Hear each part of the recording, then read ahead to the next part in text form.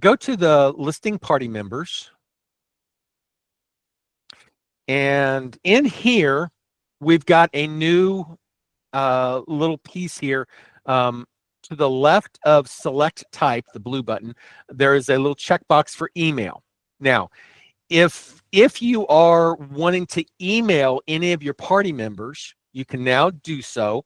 You can click the little checkbox, and what that does is that opens up the 3 columns on the left-hand side, so you can pick the 2s, the CCs, and the BCCs, all the different party members that go along with that email the way you want to send it.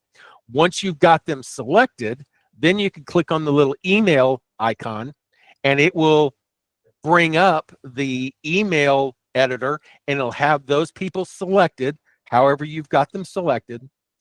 The more important piece, which that is important, getting those people in there relatively quickly, the more important part is now you can go over to the templates area, click on a little template there, and whenever you click on that, it will bring up the listing templates that you would want to send with the listing. So type in there listing detail. Yeah, just click that one.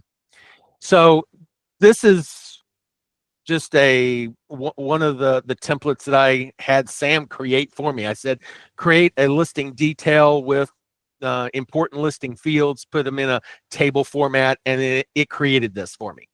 So then what happens is you can click on the little preview button, and you can see that now all the details from that listing based off the fields that were selected get put into the email, and you can see what they look like. You can hit send, and I forget who it was on Jose's team. We did add down at the bottom, we added the send later button.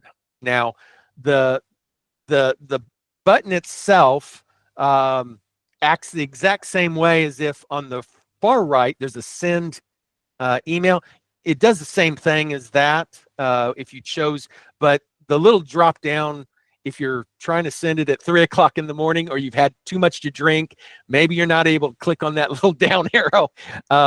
The send later button is there now. So there's the game. It could be the coffee jitters as well. So in either way, you can now do the send later. By the send later, when you click that, it will allow you to pick the date and the time that you want to send it later.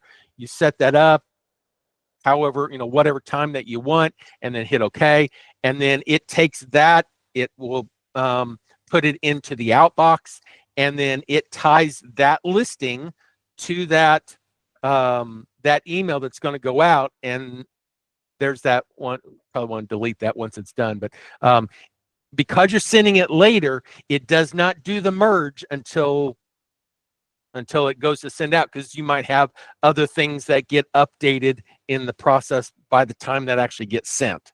So there could be important dates and things that get completed. If you're sending it in the future, you want to wait for those merge fields to be fully filled out at the time that it goes to send. But then that way, everything should be sent